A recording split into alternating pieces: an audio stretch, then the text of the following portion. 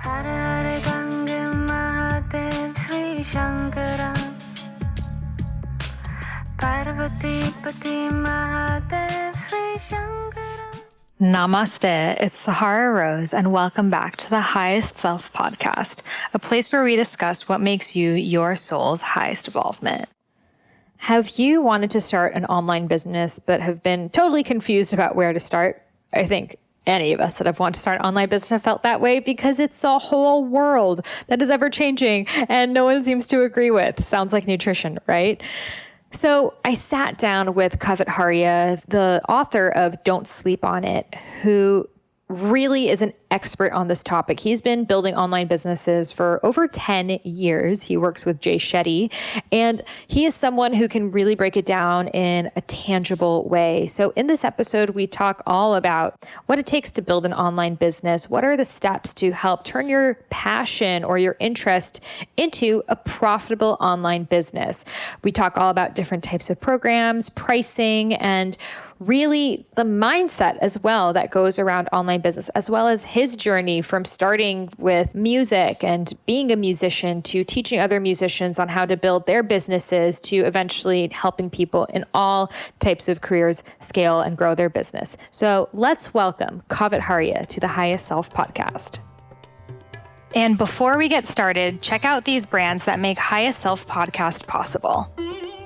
This episode is brought to you by Ayurveda. Ayurveda is a modernized Ayurvedic supplement company that takes certain issues that we have, such as mood, joints, immunity, digestion, and creates these custom little packets exactly for us, infusing ancient Ayurvedic herbs with modern vitamins and minerals. I take the mood formula daily. It is great if you work a stressful job, had adrenal fatigue, ever suffer from anxiety or even depression. And it really heals you from a fundamental and holistic level. So if you want to try it out, head over to Youveda, YOUVEDA.com.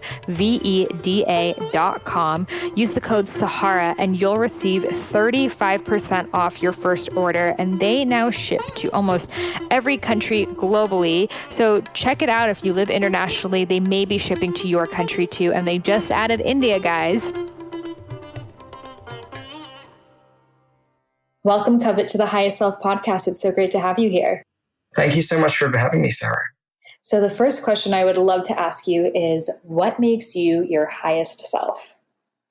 I think it's such an amazing question. I think that for me, the highest self is when I am in my zone of genius where I'm doing what I love and time has absolutely stopped. Like when you realize that there is no such thing as time because you're in this space where everything feels so free. So I get that it could be from reading when I'm totally zoned into a book. It could be from when I'm designing, online journeys for businesses, or I'm thinking about, hey, you've got this amazing product and you've got this amazing audience. How do we get it to them?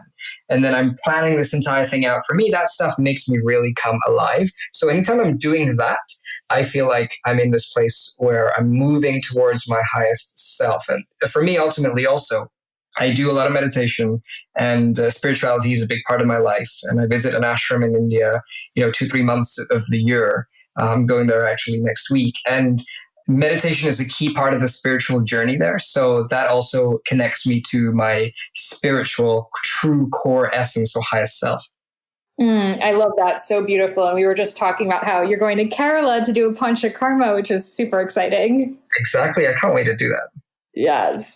So I'd love for you to tell the audience a little bit about your story. I have been loving reading your book, Don't Sleep on It. And I was just reading more about your own journey, and I had no idea that you started in the music world. So can you share with us how you came into creating online programs and helping others too?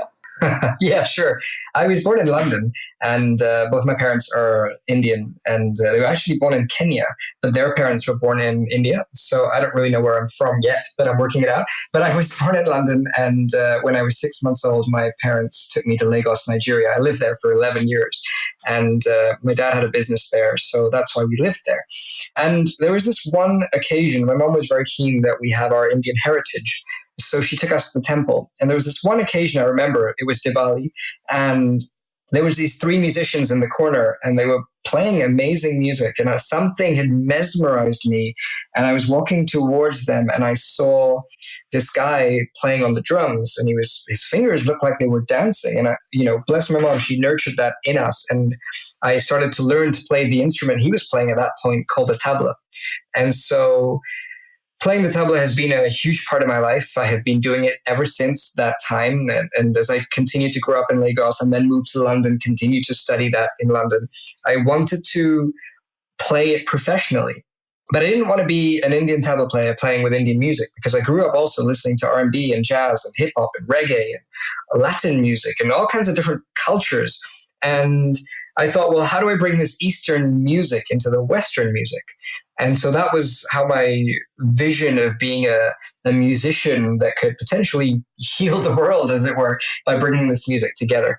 So I started on that journey, and I really wanted to be a professional musician doing that.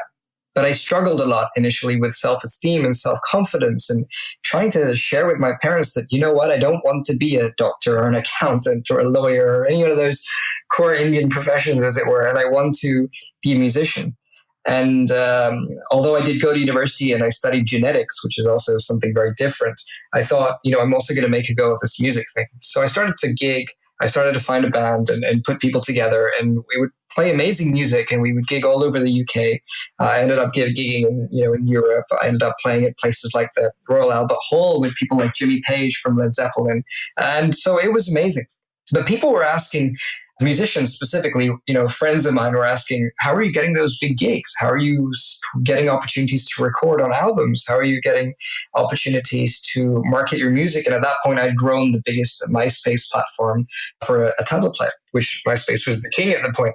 And so I started to share this information, which is kind of how I got into coaching. And I ended up calling myself the musician's coach. We all give ourselves labels, right? So my label was the musician's coach. And I would coach people on not on how to play the instrument, but how to get gigs, how to grow their exposure, and how to grow their careers ultimately. Because I found out that the ultimate holy grail for a musician was quitting your day job.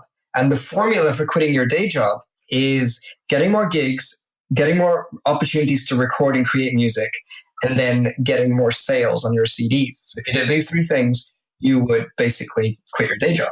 And, musicians come, like all creative people, come from two opportunities. One is the scarce opportunity, and of course the other is the abundant opportunity. So the people that I was meeting for some reason in this coaching community that I was creating were all like from a scarce mindset, like, oh, I don't know how to do that. I've struggled so much with this. Maybe it's not right for me, etc. Versus, the other person who's potentially saying, there's plenty of opportunity to gig. There's so many opportunities for you to get recording if you go and do it in the right way, etc. So I started to coach, and I realized that I struggled with time. And then I started to create programs. And I had a friend who was creating an ebook business, basically, where he was writing multiple ebooks about different health issues. And I thought, well, if he could do it about health, I could potentially do it about music. So I created my first ebook. It was called 49 Ways to Promote Your Music on the Internet. This was in 2005. And I put it up online. I went to my library. I got the Dummy's Guide to HTML and I learned how to do HTML coding, because there was no amazing tools like WordPress and Leap Pages that you have today. So I started to learn how to do that. And I wrote, my website in a software called Dreamweaver, and I put this all up on the internet. And people started to literally flock to the website, because I would go to a music forum that I was part of, or MySpace, and say, hey, I've created this ebook, go check it out. And people would literally come in the thousands and get the ebook and subscribe for the newsletter. I decided to price the ebook at that point for $19.95. And this was about the time when I also finished university, and I had this job that I signed up for. And it was a 1-month job, or at least it lasted 1 month, only because I was going there 9 a.m. to 5 p.m. I'd walk to the end of the road, take the bus, get to this job, and I would do it for 4 weeks until I realized that, number one, on that fourth week, on that Friday, finally, I had to wait 2 hours for the bus because the bus didn't show up. And so one bus came and the second bus came all within like 2 minutes, just because I had to wait for so long in the freezing cold in the winter. And I thought, I made more money in my music business selling ebooks than having to do this. I'm not doing this anymore. If I could give more energy and effort and think strategically about that, I could grow that. So from 2005 to 2010, I grew inside our music business to have 35 different programs. So there was ebooks and CDs and coaching programs and membership sites and workshops and all kinds of things. And it was doing really well. We built a database of 120,000 musicians. That's when I really got into online programs and online courses.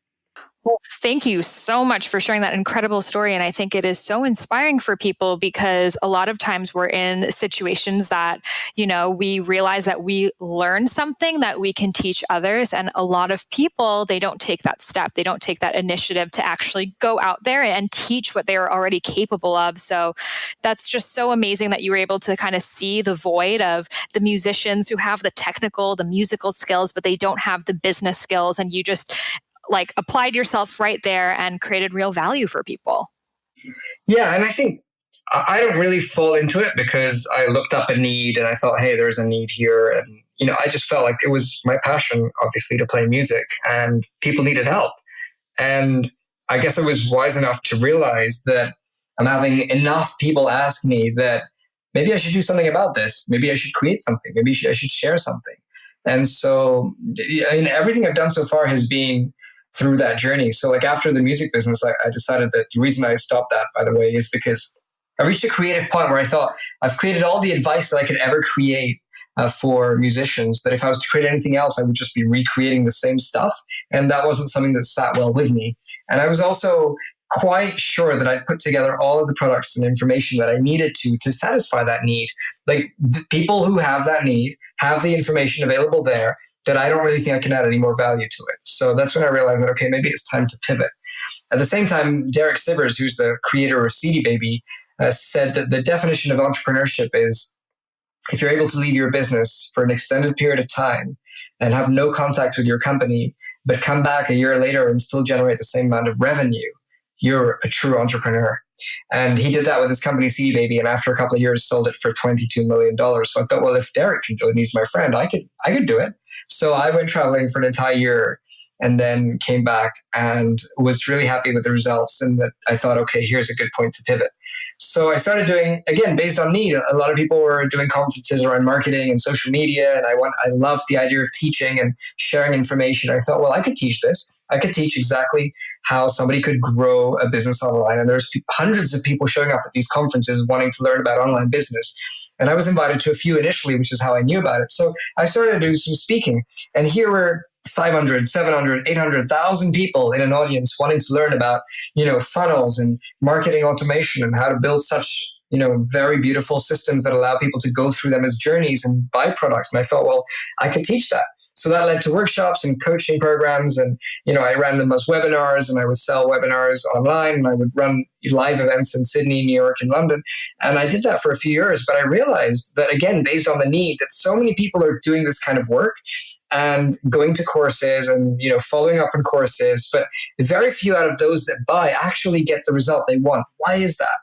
And I had generated enough revenue at that point where I thought, I've got to pivot my model to meet that need, because that's the need that's calling out to me.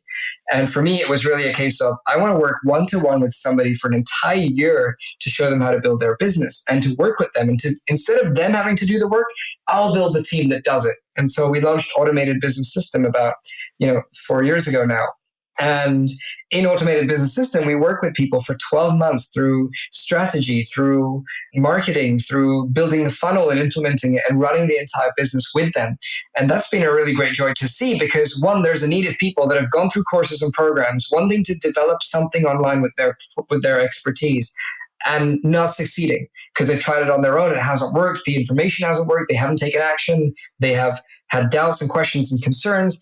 And then I've seen the results of it, which is, taking 100 plus businesses through that process where we've launched them online. And here's people who are now selling stuff online because that need has been met of what do I do? How do I do it? Etc. So yeah, what you're saying is really, really important. Love that so much. So a lot of people listening to this podcast, they are coaches, healers, yoga teachers, or they want to be in that world, but they also want to scale. They want to have passive income. They want to be able to run online businesses, but this whole online world is really, overwhelming, and it's a lot to learn for people. So what would you recommend for someone who is just first starting out? What is the first type of online business that anyone can really run? I think even before you get to that point of, oh, you know what, I want to run an online business, I think the really key thing is to just outline, and this will help you to do that, to get that answer. But the first thing is to outline, like, the people that I want to work with, where are they right now in their life? Which is what I call the current reality in the book. Like, what is their current reality? Like, what do they believe about themselves? What do they breathe about themselves? What do they think about themselves? Where do they see themselves? Where do they hang out? Who are they with? Who's their family and their social circle? And then, what does their ideal reality look like? So the other end of the spectrum is, where do they want to be if they were to work with you? Like, having worked with you, they will be more leaner, more fitter, more strong, more able, more calm, more meditative, more composed, whatever it is. Like, write all those things down. And what you've got is a very clear blueprint of, here's where they are right now, and here's where they want to go. And then your job as the expert, the teacher, the trainer, the healer, the coach, the consultant, whatever it is you do, is to say, what are the steps that I need to take somebody on to go from here to here, from current reality to ideal reality, and just write down those steps.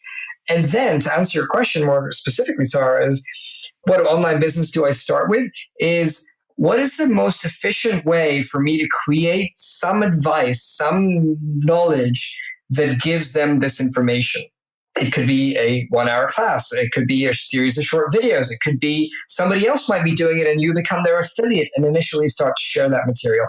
It could be an ebook you might write, or a book you might write. It might be a workshop you run or a series of classes you run specifically. The issue isn't what do you sell. The issue is, what am I including in what I sell, which is how you find that is this activity we're talking about. So current reality to ideal reality, write all your steps down, and then think about, well, how do I share that? And you share it where your strengths lie. So if you're really good at video, you share it using video. If you're really good at audio, you share it using audio. If you're really good at, photos and Instagram and you like that, if you feel that you're really good at writing, then use the words to get it across. Also consider, the person that's buying it. Are they more likely to get the best benefit out of your training by just reading words in a book or an ebook or a PDF? Or are they most likely to get the most benefit having watched a video in an online, basically? Love that so much. And it's so true that, I feel like we hear these words of advice, like video sells, everyone should be on video, but not everyone is the best on videos. Some people are good at writing. Some people are good at podcasting. And you really have to find that modality that works with you and that you're going to be consistent with too, right? If you're making one video and you never go back to video, well, that's not going to build you like a massive video empire. It has to be something you want to keep doing. Yeah, exactly. And I totally agree that you should try the video once if you feel compelled to it. And if it doesn't feel comfortable, it doesn't always mean it's not going to work. You may want to go back and keep trying at it. Nobody got perfect with their very first video. But the key point is that you don't have to do video just because you see everyone else doing video.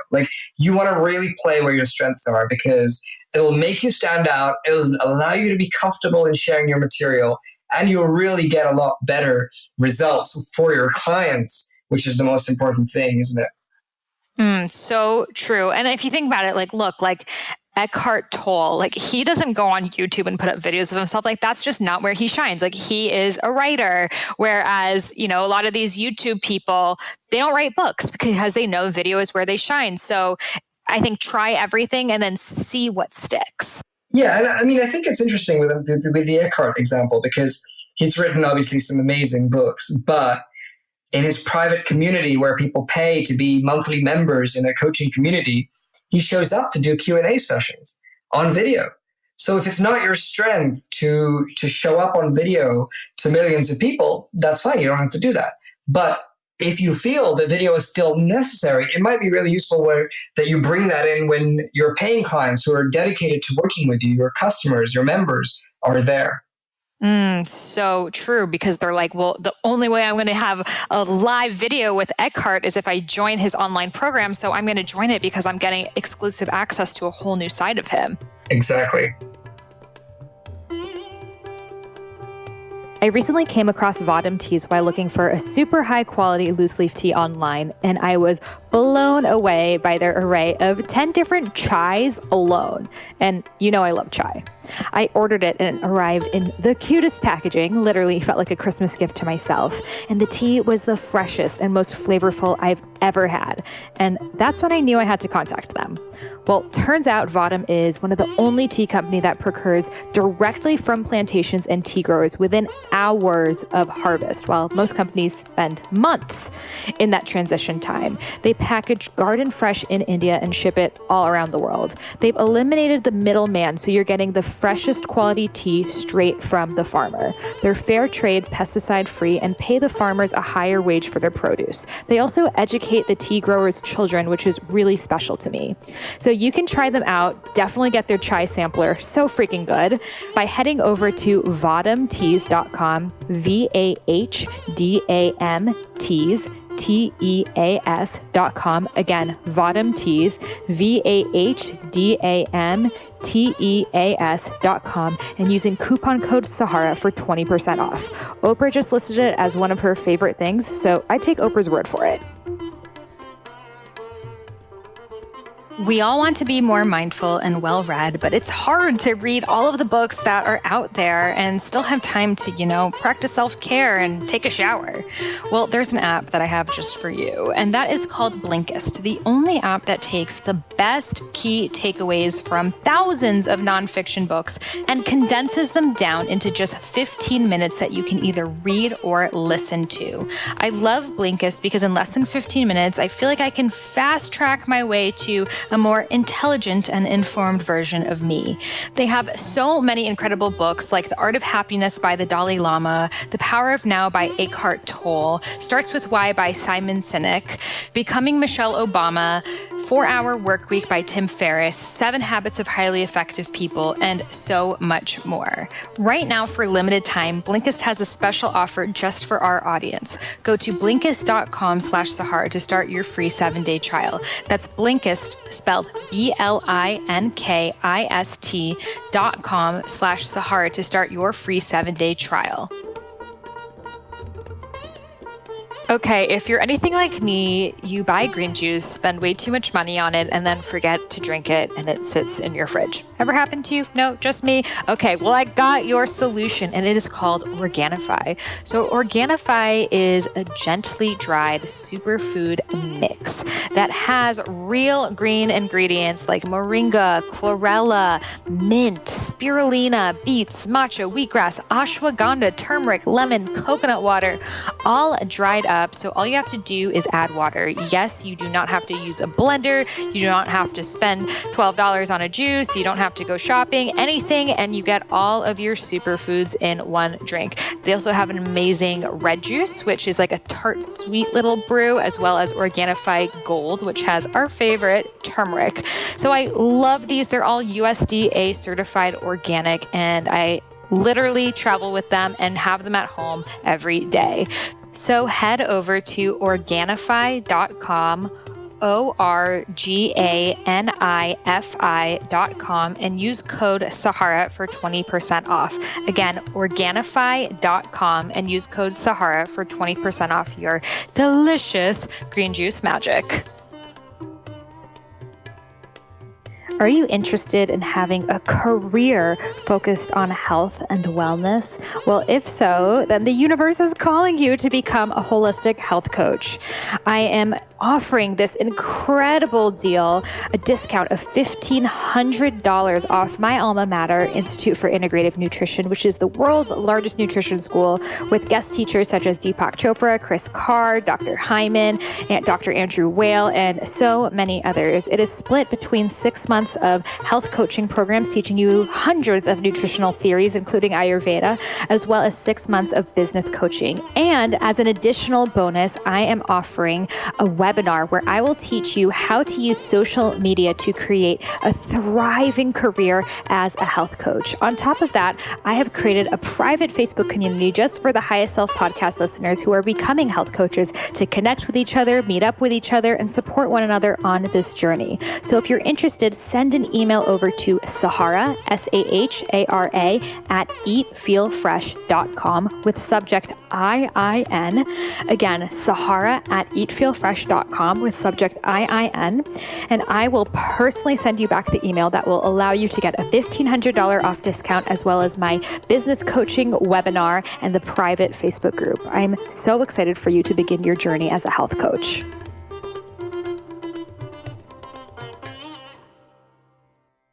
Okay, so I'd love for you, because in your book, Don't Sleep on It, you talk about all of these different models. So I'd love to take just like a few models of an online business and kind of like talk out what it would look like. So let's start with like the health coach. This is someone who's doing one-on-one consultations and they're growing a little tired of it. They want to shift to something more online. What would you recommend for someone like that? So somebody like this, it doesn't have to be a health coach. It could be a business consultant. It could be a yoga teacher. It could be really be any of these people, right? But essentially what you're doing is you're one-to-one working with somebody, and the maximum number of hours you would typically work is 8 hours if you work 9 to 5. Most people who are coaches don't work that much because they don't want to max their creativity out. They want to have a bit of gap in between to write up notes. They want to make sure that they're not totally burning out. So on average, most coaches are doing 3 or 4 hours a day.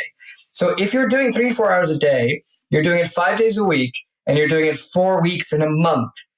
That is the limit on hours of coaching that you can provide. And also, there's a certain amount of money that you're charging for those hours. If you're charging $50 an hour, right? That's all you're able to charge, and therefore all you're able to earn. And you can slowly, gradually move the fee up, which means you'll make more money.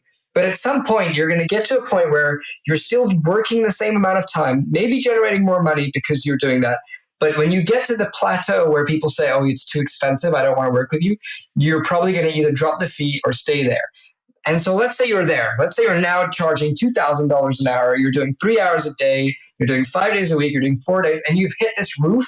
And you're like, okay, what do I do now? Because I'm burning out. I'm tired of giving people practically the same advice. I love talking to people, but it's ended up being so repetitive every day. It's killing my brain cells. What do I do?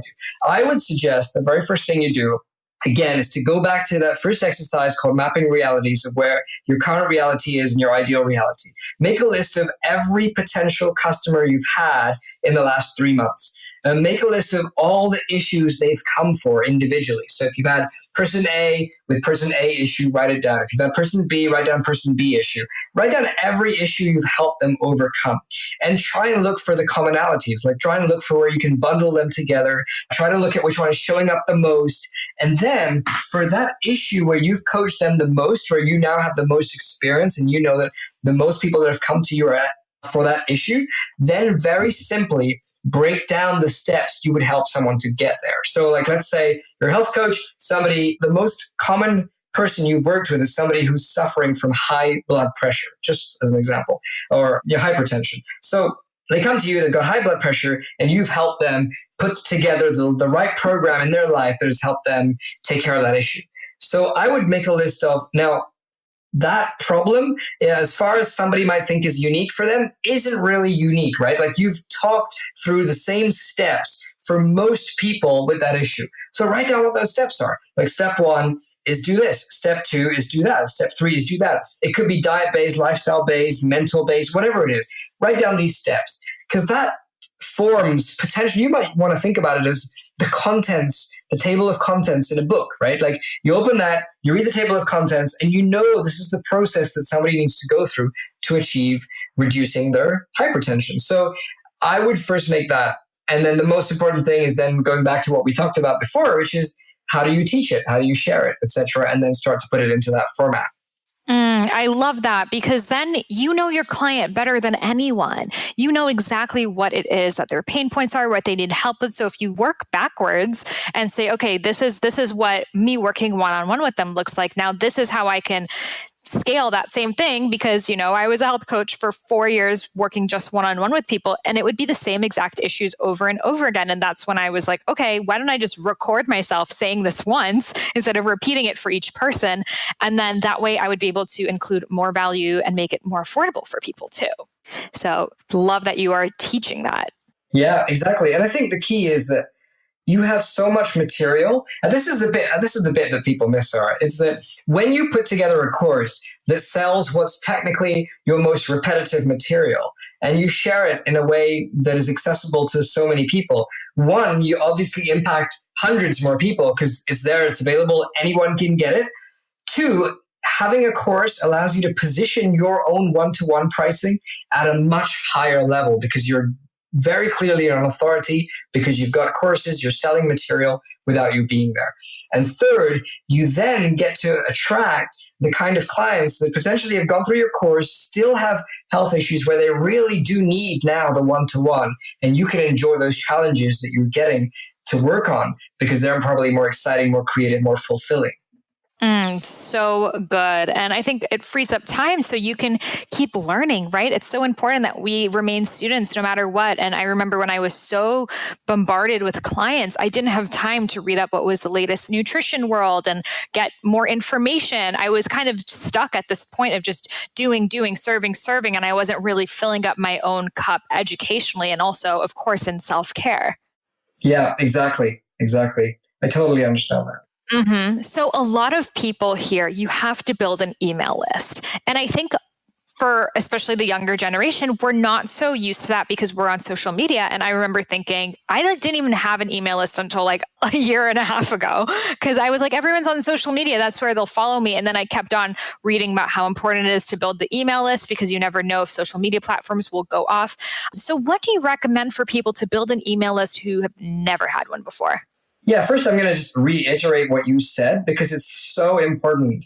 I connect with people and spend time with people that have millions of followers on Facebook or Instagram or, YouTube. And I think the biggest thing is that so much energy and time has gone in over the last few years to build these followings that if you notice one thing, and you'll notice this yourself, is that when you started building that following to where you are today, although your numbers have gone up, what's really sad and shocking is that your engagement has declined, right? This is for everybody who's got this level of growth. Like if you're growing your social media, just know you may get more subscribers, but your engagement's going to go down. It's just unfortunate, but how the world is played because Facebook is in control of their data and how they run their feed. Instagram is obviously in control of how they want to show up their feed. They're just showing less and less the larger you are. So I think the key is that as soon as you start growing your social media, you have to think about your email list. And you've got to think about, again, I can help somebody like the health coach can help somebody go from where they are right now with high blood pressure to a regular blood pressure, a happier lifestyle, better nutrition plan, better exercise plan, right? The health coach can help somebody do that. Now, the health coach needs to think about, in this example, what is the number one pain point that somebody like that is most interested in right now? What can I help them quickly fix? What can I help them solve right away? How can I help them remedy a pain right away? Because that initial thing you can give them is what you want to start offering on social media to say, come and join my email list. I'm going to give you my video on how to do this, or I'm going to give you my PDF or checklist on how to solve this problem. Come onto my page. But I think the two important things we've covered right now is number one, start building your list as soon as you start social media, because your list is worth more than social media. It's worth more for you to send an email to somebody's inbox than for you to post an image and get it seen by, potentially thousands of competitors, because everyone's got people they're following. So really get in there and start building that list.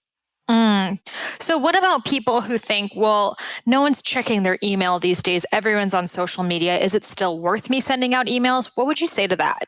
Yeah, so I think it's really, really a smart question because you're right. Just as the larger your social media is, the larger your email list is, the longer you've had people on your list, the less likely they are to open it. So what you want to be doing is a few different things. The first is make sure the people that are on your list want to be on your list. If you're doing your social media properly and you're consistently building it, it's okay to then review your email list every 6 months, maybe. Look at who hasn't opened an email for the last 6 months and delete them.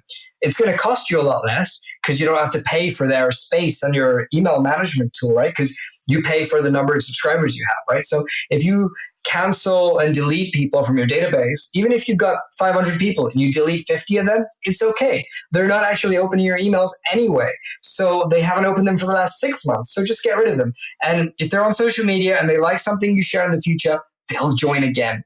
And I think it's better to do that to keep your open rates high and real and make sure you're engaging with people that actually want to open your emails.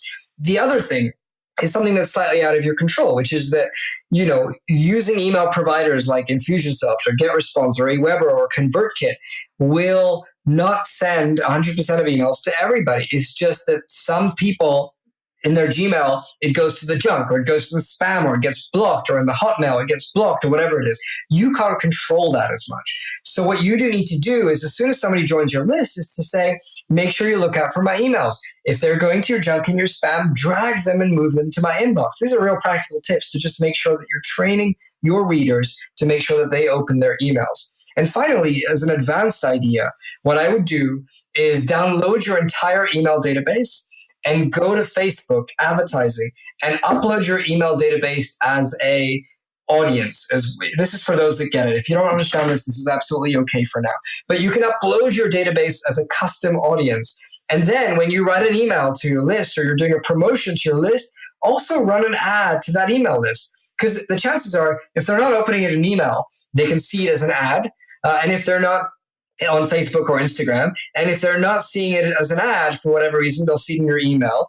And the best of the best is that they see it in both places, right? And the more you show up your material, the more likely somebody's going to buy. It's also really cheap to send ads to an audience that you upload compared to ads to a fresh audience that you don't own.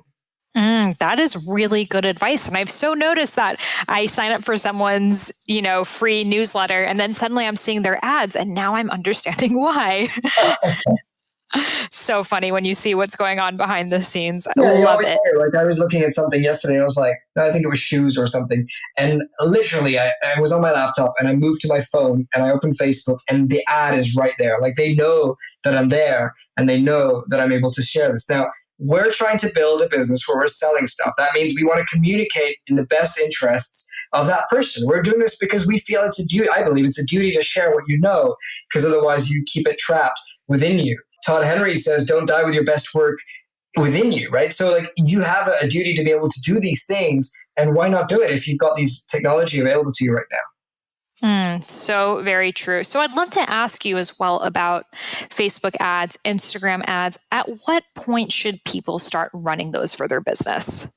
I think there's two groups that you want to consider. So the first is, if you have no traffic, if you have no social media, if you're starting from scratch, you don't have that big of an audience, you want to run fresh ads to your landing page, your offer, your product, your course, whatever it is you're selling. Start right away. There's nothing wrong with starting with ads right away.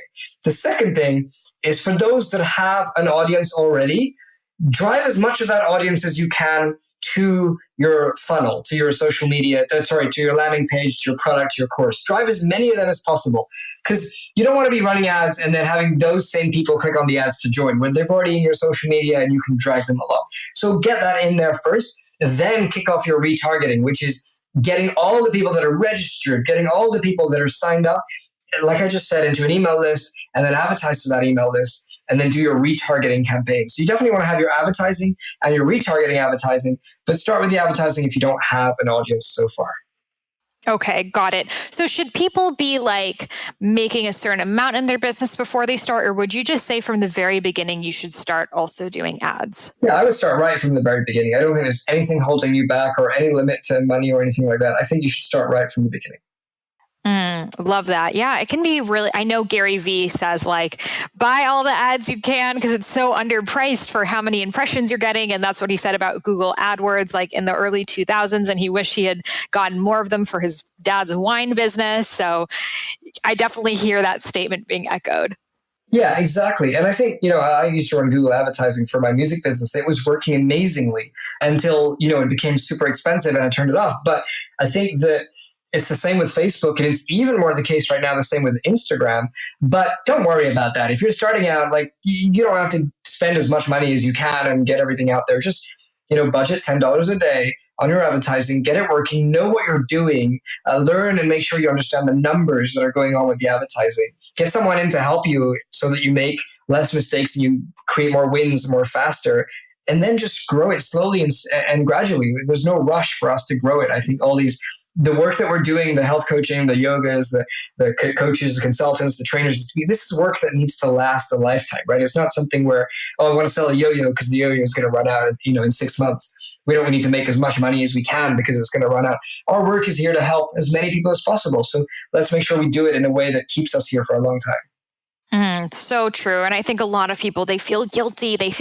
Oh my God, if I'm running ads, is that not authentic? If I'm growing a business and I'm charging people, am I going to be a sellout? And that's actually how you help more people. Like what money is an exchange of value. So we really have to just reprogram our mindsets on that and realize that there's nothing wrong with creating a business. In fact, that's the best thing that you can do to take people from point A to point B. Yeah, exactly. Exactly. Love it. So if you could just say one piece of advice for someone who they want to get started on an online business, they know that this is their direction that they want to be going in, what advice do you have for them to really just get started? I think the most important thing is to realize that you don't have to get it perfect and you don't have to get it right. Like you just have to start. You just have to get it going. So many people are stuck because they're not sure if their course is priced the right way. I mean, like that's such a small detail in reality because you've got such great knowledge. You've got such great information. Just go with what you think you have selected because it's either right or someone else is doing it or you've been told. And if it doesn't work or it's selling too many, then increase the fee a little bit, right? And you'll be able to figure out whether it's the right fee. As someone might be struggling with, I don't really know whether I should be using this software or that software, or I don't really know whether I should be using this course platform or that course. So many people get stuck in the tools, which again is a little bit of a detail because go to the people you follow and look at what tools they're using and sign up for that. That's the easiest way to do it. Go to the people that you role model, see what they're suggesting and using, and sign up for it. Like try to create as much ease as possible and as less decisions as you have to personally make by allowing others to do it so you can just get started and make your own mistakes with the things that really matter. And I think you'll slowly, steadily see how you start to grow. So good. So can you tell readers where they can find your new book, Don't Sleep on It, and what they can expect from the book? Oh, yeah, absolutely. Thank you. Don't sleep on it. It's the title, and the subtitle is Turn Your Passion and Expertise into a Profitable Online Business. I wrote this after, obviously, years of trying to help people build businesses and doing really well with it, and my own journey with it too. And I've laid out basically the entire structure of what you need to do to grow a business step by step for anyone that's starting out. So I think it's a short read. You'll be able to do it in a few hours. It's got really practical advice. There's lots of worksheets you can get with it as well as bonuses if you buy the book. And you can get all the information at don'tsleeponitbook.com. The book is available in Amazon, anywhere on Amazon, anywhere in the world, Kindle, and even Audible. So please do check it out. Let me know what you think. I'm on Instagram at instagram.com/Kavit Haria. I'd love to hear from you. Yes, it's really an amazing book. You go into such detail about funnels and lead captures and all these things that, are really confusing for people. And it's all in one place and you make it really just understandable. So thank you for creating this book. I've been reading it and it's been really helpful already for me. And I can't wait to put all of your tips into action and see where it takes me. I'm excited to see what's happening. Well, thank you so much for sharing your wisdom with the Highest Self podcast community. We so appreciate it, and we can't wait to have you back in the future. Thank you. Thanks for having me. How jam-packed was that episode? Kavit is so full of information, so generous to share that. So be sure to check out his book, Don't Sleep on It. It's available on Amazon, wherever books are sold. It has so much great information. It's very step-by-step, very action-based. So it's really going to help you out with all of the technical stuff and, those confusing aspects of building an online business. He's really a great person to learn from. I hope that you enjoyed this episode. And if you loved this episode, I would love to share with you the first half of my unreleased book, Eat Right for Your Mind Body Type, which is different from my book, Eat Feel Fresh. It is my unreleased, never to be released book because it is now part of my Eat Right for Your Mind Body Type program. I would love to send it to you absolutely free.